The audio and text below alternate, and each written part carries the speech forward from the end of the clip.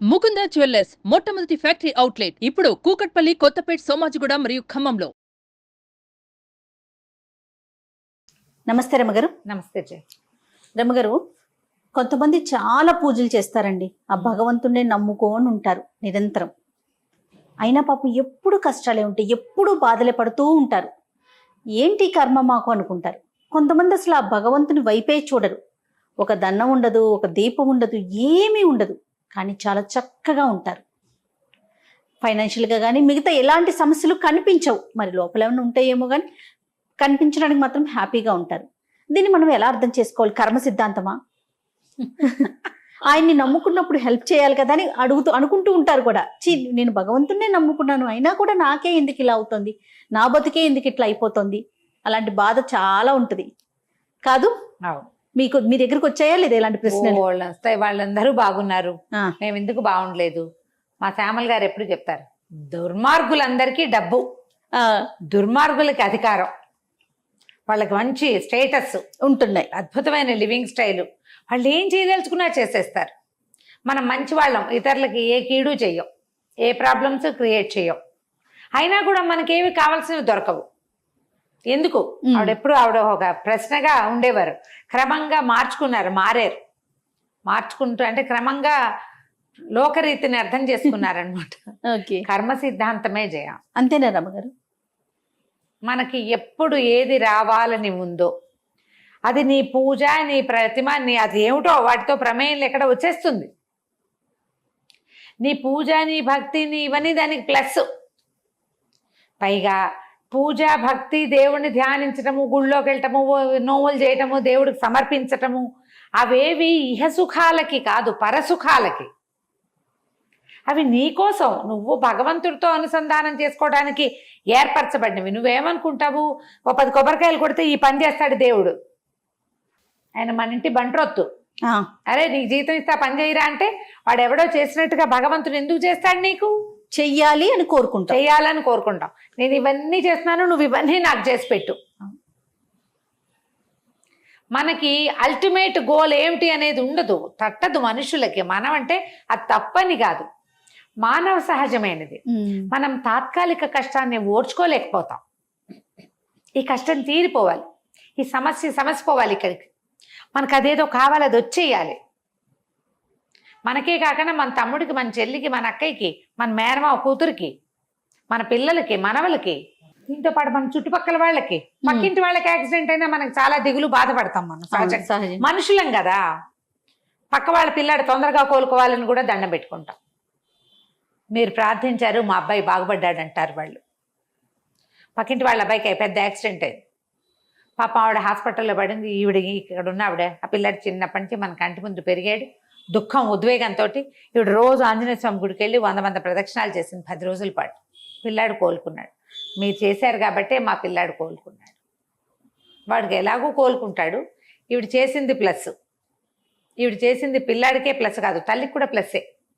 వాళ్ళకి తమకి ఇంత మోరల్ సపోర్ట్ ఉందన్న ఆనందంగా ఉంటుంది. మనం ఇలా ఆలోచించాం, మనకు అట్లా అర్థం కాదు కూడా. అర్థం కాక మనం ఏమనుకుంటామంటే, వీళ్ళు ఇన్ని పూజలు చేస్తున్నారు కాబట్టి వీళ్ళకి ఇది వచ్చింది, వాళ్ళకి ఏమన్నా బాగా వస్తాయి. వాళ్ళకేమి రాలేదనుకో, వీళ్ళని పూజలు చేసినా ఎందుకు రాలేదు, అదే ప్రశ్న. దేవుడు ఇవ్వలేదనుకుంటాం. ఎప్పుడు కూడా మనం ఎంత పాత్ర తీసుకెళ్తే అంత పాత్ర నిండానే నీళ్ళు వస్తాయి. మన పాత్ర ఈ జన్మ. ఈ జన్మకి మనం ఏది నోచుకున్నామో, ఏది తెచ్చుకున్నామో దానేడు మాత్రమే. నువ్వు చెంబు పట్టుకెళ్తే చెంబు, బిందె పట్టుకెళ్తే బిందె, భగవంతుడు అట్లా ఇస్తాడు. నువ్వు కింద జన్మ నుంచి చెంబు మోసుకొచ్చి ఇప్పుడు బిందె కావాలని అడిగితే లాభం లేదు, అలా కుదరదు, అని నడవదు కూడా, అట్లా నడవదు. మనం దీన్ని అర్థం చేసుకోవడం మనకి కొంత సేవనాలి, ఇంకొంచెం మెచ్యూరిటీ కావాలి. ఎప్పుడైనా ఇలా చెప్తున్నప్పుడు వింటే ఎస్ నిజం అనిపిస్తుంది, కాసేపు అయ్యాక మర్చిపోతాం, మళ్ళీ మామూలు. కాసేపు అయ్యాక మర్చిపోతాం. ఎందుకు నేను ఈ మాట చెప్తున్నానా, నేను కూడా మర్చిపోతా. ఆ మరిపించటమే విష్ణుమాయ, అదే లోకమాయ. మనకు ప్రపంచం పట్ల మనకున్న ఆశావహ దృక్పథము మనం వాటికి ఒప్పుకోనివ్వదు. ఈ వేదాంతాన్ని, ఈ కర్మ సిద్ధాంతాన్ని ఒప్పుకోనివ్వదు. ఎప్పుడో ఒక దుర్దశలో మనం అంతా నా కర్మ అని వదిలేస్తాం. కానీ మిగిలిన అనుక్షణం నా కర్మని వదిలేయలేకపోతా. అంతేగా. పైగా అంతా నా కర్మ ప్రకారం జరుగుతుందంటే నేనేమి చేయకుండా ఇంట్లో కూర్చుంటానంట. అలా కూడా కుదరదు. నువ్వన్నీ చెయ్యాలి, నువ్వు నడవాలి, నువ్వు తిరగాలి, నువ్వు పని చేయాలి, కష్టపడాలి, ఆలోచించాలి. నీకు ఏది దక్కుతుందో అది దక్కుతుంది. నేను ఇది ఇచ్చాను కాబట్టి 10 రూపాయలు ఇస్తే 10 రూపాయలకి పంచదార రావాల్సిందేనన్నట్టుగా కుదరదు. 1/4 కిలో పంచదార 10 రూపాయలు అనుకో, 1/4 కిలోకి 1 గ్రాము తక్కువ ఇచ్చినా మనం ఒప్పుకోకూడదు. ఒప్పుకో. 10 ఇచ్చి 10కి 10 ఇవ్వాలి అంతే. నువ్వు చిల్లర తీసుకున్నావు, 10 నోటు ఇస్తే 10 రూపాయల బిళ్ళలు కావాలి నీకు. ఇది సహజం. ఈ బార్టర్ సిస్టము మన లివింగ్లో కర్మ సిద్ధాంతం ప్రకారం కుదరదు. మనం దీన్ని అర్థం చేసుకోగలగాలి. మనకి ఏది ప్రాప్తమో అది దక్కుతుంది. మన కర్మ మనం చేయాలి. దీనికి ఆధారం భగవద్గీతే. చదవాలి. మనం ఏది తెచ్చుకున్నామో అది తెచ్చుకుంటాం. తర్వాత ఇంకొకళ్ళు ఉంటారు, అన్ని పిచ్చి కష్టాలు వచ్చి పడిపోతాయి వాళ్ళ మీద. మా అక్కయ్య ఉంటుంది, ఎవరు తెచ్చుకున్న సర్దిమూట వాడే మోసుకోవాలి అని. నువ్వు ఒక సర్దైన మూట తెచ్చుకున్నావు, అది తినవలసింది ఎవరు? నేనే. మోయవలసింది నేనే. అంతే. అల్టిమేట్లీ మనం ఏం ఆలోచిస్తాం, నేను తింటాను కానీ మోత ఎవరైనా మోస్తే బాగుండు అనుకుంటాం. ఇక ఆ క్వశ్చన్ అసలు జరగదు ఇక్కడ. ఈ ప్రపంచ నిర్మాణంలో ఎవడి మూట వాడు మోసుకోవాలి, ఎవడి పాత్ర వాడు ముంచుకోవాలి. అంతే. వాడు తెచ్చిన పాత్రను బట్టి, కిందటి జన్మలో మనం ఎంత పాప పుణ్యాలు చేసుకున్నామో, ఎన్ని బాకీలు, ఎంతమందికి రుణానుబంధంగా ఉన్నామో దాన్ని బట్టే ఈ జన్మలో మన లెక్కలు నడుస్తాయి. అందుకని ఇవి నమ్మలేవు నువ్వు. అసలు కింద జన్మే లేదంటాడు ఆయన, ఎవరో పెద్ద మనిషి. జన్మలు లేవంటాడు, దేవుడు లేడంటాడు, ఏమిటో అంటాడు. నువ్వు ఉన్నావని నువ్వు ఇవాళ ఒప్పుకుంటావు, చిటుక్కుని రేపొద్దున పోయావు, ఎవడు ఒప్పుకుంటాడు నీ బదులు? అదే కదా. ఎవరు ఒప్పుకుంటారు? నువ్వే ఒప్పుకోవాలి. ఇవాళ ఉన్న నేను రేపు ఉండను, రేపు ఉండని ఇవాళ ఉన్న నేను నిన్న ఉన్నానని నేను ఎందుకు ఒప్పుకోకూడదు? గ్యారంటీగా నేను నిన్నున్నాను, నా ముందేదో ఉంది, నేను ఇవాళ వచ్చా, రేపు కూడా వస్తా, కానీ అది ఎక్కడికి వెళ్తానో నాకు తెలియదు. మన ముందు ఎక్కడ పుట్టామో మనకు తెలియదు, ఇప్పుడు ఇక్కడ పుట్టామో మనకి తెలుసు, రేపు ఎక్కడో పుడతాను మళ్ళీ గ్యారంటీగా. ఈ ఇవాళకి ఉన్న ముందున్నది ఒకటి, రేపు తర్వాత ఉన్నది ఒకటి ఖచ్చితంగా ఉంది. నీకు తెలియకపోతే లేదని అనడానికి వీల్లేదు. దాన్ని లేదన్న మాట అసలు లేనే లేదు. గ్యారంటీగా ఏదో ఉంది, అది మనకు అర్థం కావటల్లా. ఒకళ్ళకి అర్థమైంది, మన ముందున్న వాళ్ళు ఎవరికో తెలుసు. అది ఆ క్లారిటీతోటే చెప్పారు వాళ్ళు. నువ్వు ముందున్న వాడిని ఒప్పుకోవు, ఎక్కడో ఉన్న నక్షత్రాన్ని ఒప్పుకుంటావు. అదేమన్నా నువ్వు పెట్టావా, పోసావా? దాన్ని ఏం పోయిలా, మనమేం చేయలా, దాని అంతటా అదే ఉంది. నువ్వు పెట్టలేదు, మీ తాత పెట్లా, ముత్తాత పెట్లా. ఆ పెట్టిన వాడు ఎవడు ముందు వాడు? వాడికేమో వాడు ఆదిమానవుడు, వాడికేం తెలియదు అంటావు నువ్వు. మనం ఏమంటున్నావు? ఆదిమానవుడికి ఏం తెలీదు.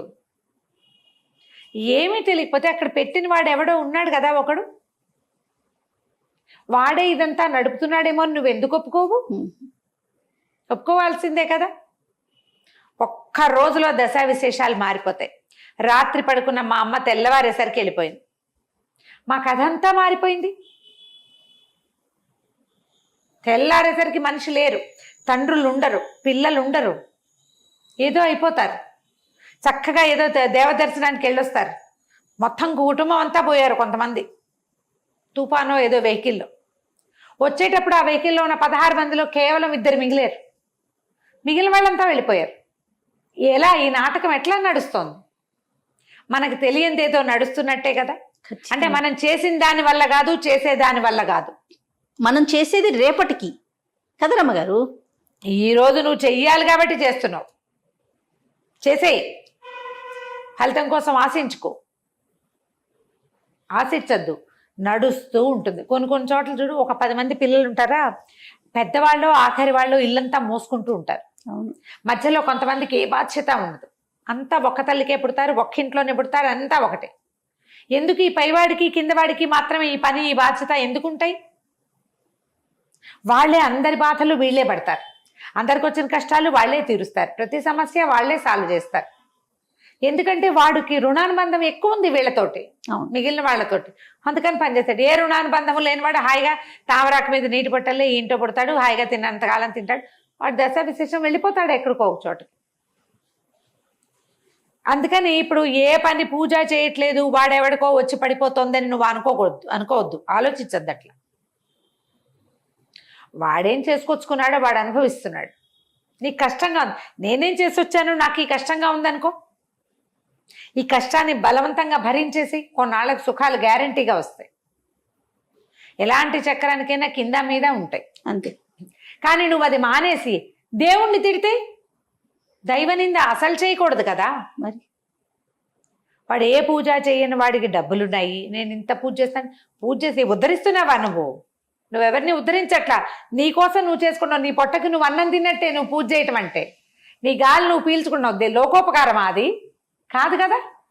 ఆలోచించండి, మనం గాలి తీసుకుంటున్నాం, మనం అన్నం తింటున్నాం, మన జీవన క్రియలన్నీ నడుస్తున్నాయి. ఆహార విసర్జకాలు సహజంగా జరిగిపోతూ ఉంటాయి. అవి నువ్వెవరి ఉద్ధరింపు కాదు, నీ కోసం నువ్వు చేస్తున్నావు. నువ్వు దైవ పూజ కూడా నీ కోసం నువ్వు చేసేదే. మనం ఎవరిని ఉద్ధరించట్లా. నీ పూజ లేకపోయినా భగవంతుడికి పోయేదేం లేదు. నువ్వు చేసే పూజ నీ మనోప్రక్షాళన కోసం చేస్తున్నావు అంతే. భగవంతుడికి మేలు చేయటల్లా, మనకి మనం చేసుకుంటున్నాం. దేవా ఇది చేశాను, నాకు ఈ అవకాశం ఇవ్వు అని ప్రార్థించు. నేను ఇంత చేసినా ఇలా నాకేం అవ్వట్లేదంటే నేను గతంలో ఏం పొరపాటు చేశానో ఆ పొరపాట్లన్నీ క్షమించమని అడుగు. ఈ కష్టం పళ్ళ బిగువున నువ్వు నాకు తోడుండు, నేను ఈ కష్టాన్ని ఈదేస్తానని భగవంతుడిని కనుక్కో, అడుగు. నీతో ఉంటాడు, ఈ కష్టాన్ని కడతీరుస్తాడు నీతో పాటుగా. ఇప్పుడు మనతో పాటు ఒకడు ఉండటం అవసరం కదా ఎక్కడైనా. అవును అవును. చీకట్లో వెళ్తాను జయ, భయం వేస్తుంది మనకి. ఇంకోటి ఉంటే బాగుండు అనిపిస్తుంది. వాడు ఏమైనా ఎత్తుకుని దాటిస్తాడా మన్ని? కాదు, మనతో పాటు ఉంటాడు. భగవంతుడు మనతో పాటు ఉండేవాడు, మనని ఎత్తుకుని దాటించేవాడు కాదు. నీ నడక నువ్వే నడుచుకోవాలి. ఆయన మీద భరోసాతోటి నడుస్తావు నువ్వు. ఆ భరోసా దేవుడు. దాన్ని నమ్మితే మనకి వాళ్ళకి బాగుంది మనకు బాగోలేదు ఇలాంటి కంపారిజన్స్ రావు అసలు. అలా ఆలోచించకూడదు కూడా. పూర్తి స్థాయి కర్మ సిద్ధాంతమే. నేను ఎప్పుడు చెప్తానో దేవుడు నాతోటి ఉన్నాడు అని. అవును. ఏ ఇబ్బందో సబ్బందో నెప్పో మందు వేసుకుంటే అవకాశం ఇస్తే మందు పడుతుంది, పడకపోతే పళ్ళ బిగువని మోసుకుంటూ తిరగటమే దాన్ని. అంతే. ఇలా ఆలోచించు, చాలా హాయిగా ఉంటావు. ఎస్. నువ్వు పెద్ద పెద్ద సిద్ధాంతాలు ఏమో ఆలోచించద్దు, ఇంతే చాలు. సింపుల్ గా చాలు. సింపుల్. నేను చేసే పూజ దేవుడికి ఉద్ధరింపు కాదు, అది నన్ను ఉద్ధరించుకోవడానికి నేను చేస్తున్నది. దేవుడికి నా పూజ కర్ల, నా శ్రద్ధ కావాలి. ఎస్, కరెక్ట్ మాట. నువ్వు ఆయనతో ఎలా అటాచ్ అవుతావో దాన్ని బట్టి నీ ప్రయాణం వెళ్తుంది. ఇలా ఆలోచిస్తే హాయిగా ఉంటుంది. ఏ కర్మ సిద్ధాంతం మీరు నేర్చుకోకర్లా, మన పని మనం చేసుకుంటూ పోవటమే. అంతే కదా. కష్టమో నిష్ఠూరమో చేయడమే, చేస్తూ ఉంటే సరిపోతుంది. అదే సర్దుకుంటుంది. కొన్నాళ్ళకి నీకు అది అలవాటు అయిపోవచ్చు. అవును. ఎలా మారాలో అట్లా మారుతుంది. రోజులు మారిపోతున్నాయి కదా, తెల్లవారేసరికి రోజు మారిపోతుంది. క్రమంగా ఈ స్థితిలో మార్పు రావచ్చు.